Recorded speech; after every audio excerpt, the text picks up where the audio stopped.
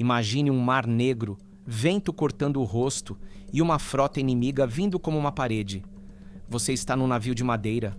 O convés é corda embebida em piche, pano, madeira seca. Um incêndio aqui não é perigo, é sentença. E mesmo assim, o Império Bizantino decidiu levar fogo para cima do mar. Não uma tocha, não uma fogueira, uma arma que continua queimando quando toca a água e que, se errar, volta no vento e transforma seu próprio navio num caixão flutuante. Todo mundo pergunta, qual era a fórmula? Só que essa é a pergunta errada. Porque o fogo bizantino, o que o Ocidente chamou de fogo grego, não era só uma substância. Era um sistema completo, combustível, mais armazenamento, mais método de lançamento, mais disciplina tática. E esse sistema foi guardado como segredo de Estado. E a ironia é cruel. A arma ficou famosa justamente porque o segredo funcionou. Por que essa técnica nasceu? Qual era a ideia? No século VII, Constantinopla é o alvo. Frotas árabes tentam estrangular a cidade pelo mar. Em teoria, era o tipo de guerra que derruba impérios: bloqueio, fome, cerco. E aí, aparece uma vantagem que muda o jogo. Fogo lançado por tubos na proa, em combate naval, com efeito devastador em ataques contra a frota que tentava tomar a capital. Primeira regra do mar: fogo e navio de madeira são inimigos mortais. Agora pensa como engenheiro, não como espectador. Se você acende fogo num navio, você cria 3 problemas imediatos: combustível por toda parte, vela, corda, madeira, resina, piche. Vento como motor do desastre. Ele alimenta o incêndio e decide o lado que vai queimar. Sem combate ao fogo real, no mar, água apaga fogo comum, mas não apaga esse. Então, por que usar? Porque o fogo bizantino tinha uma vantagem brutal. No mar, ele não precisava afundar o inimigo, bastava incapacitar.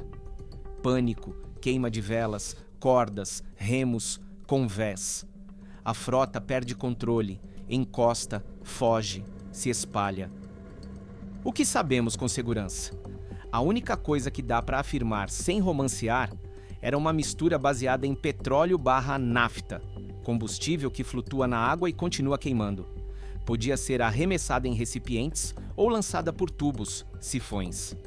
Cronistas atribuem a invenção, ou aperfeiçoamento decisivo, a Calínico de Heliópolis no reinado de Constantino IV. E tem um detalhe ainda mais importante.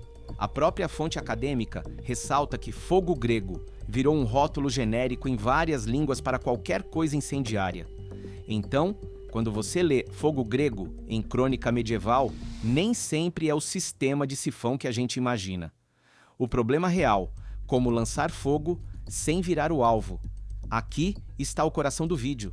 Não é como eles inventaram fogo, é como eles transformaram fogo em arma direcional no meio do vento, do sal e do caos. Se o combustível é grosso e pegajoso, ele gruda. Se ele gruda, ele volta em respingos. Se ele volta, ele pega no seu pano, na sua corda, no seu rosto. Então, a artilharia de fogo precisava de controle. E é por isso que os relatos falam em lançar por sifões. Isso não é jogar, é projetar, é transformar fogo em jato. A tática que deixava a arma possível, agora vem a parte que parece pouco épica, mas é o que separa mito de realidade.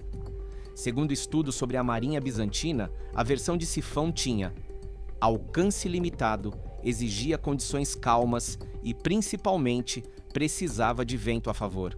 Ou seja, isso não era superpoder.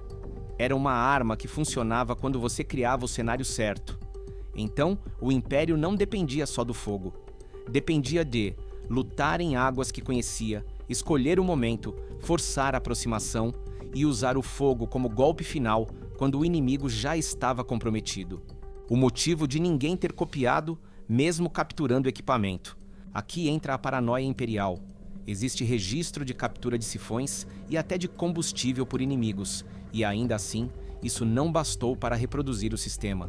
Um exemplo citado: captura de dezenas de sifões de bronze e combustível pelos búlgaros, sem evidência de que tenham conseguido usar de fato, como os bizantinos. Isso aponta para uma verdade muito mais interessante do que fórmula mágica. O segredo estava no conjunto: materiais, preparo, manuseio, logística, treinamento e compartimentalização. Você pode roubar uma peça, mas sem o processo e sem a doutrina, é só sucata perigosa. Como os bizantinos tacavam fogo no mar para parar frotas, agora muda a lente. Não é como o fogo existia, é como ele era usado para esmagar a lógica de uma frota inimiga. No mar, frota vence de 3 jeitos: mantendo formação, controlando distância e não deixando o inimigo chegar no seu ritmo. O fogo bizantino atacava exatamente isso. Ele não precisava destruir tudo.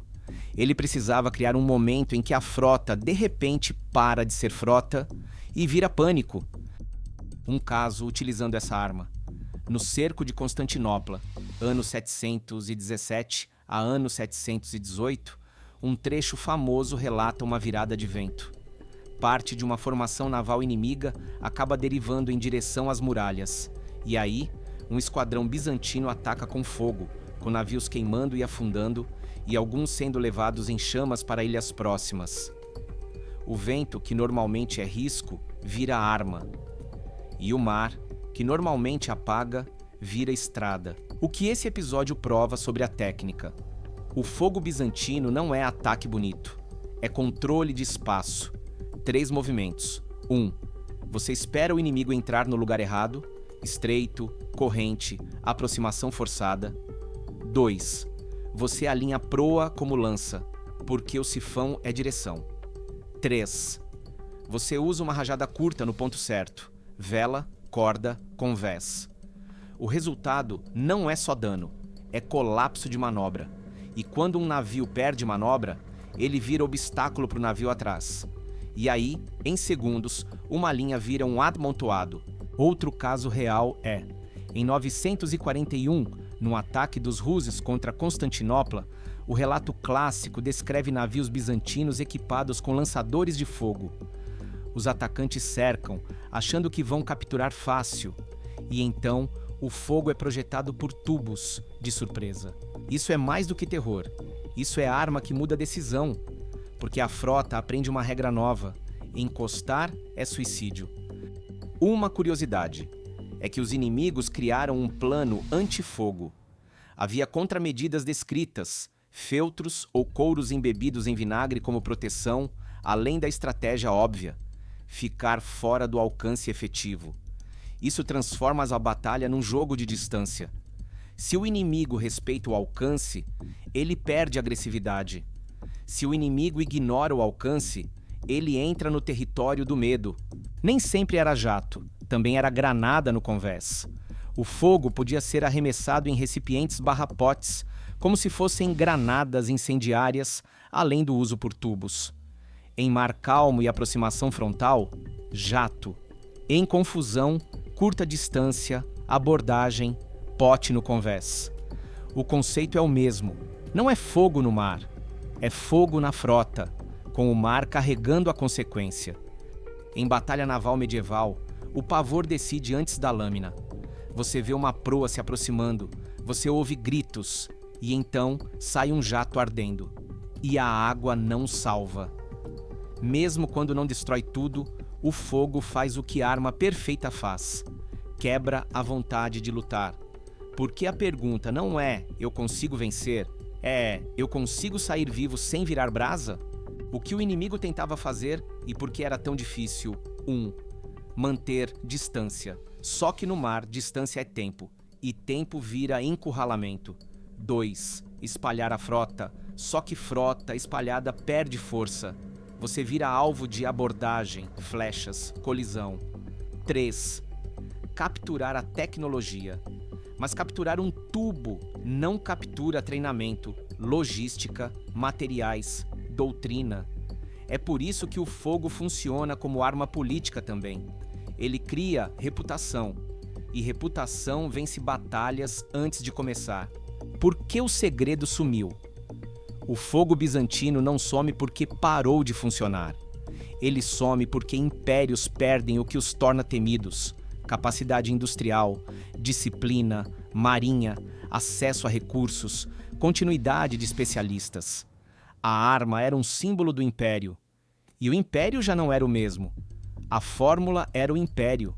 Um estado capaz de guardar segredos, treinar equipes, manter frota, escolher o clima, controlar o vento e transformar química em estratégia. História não é só o que aconteceu, é o que foi possível porque alguém dominou sistema, logística e disciplina. Se você quer que eu reconstrua o sistema inteiro, como era o navio onde ficava o sifão, quais eram as limitações reais e como isso mudou guerras, comenta. Quero o sistema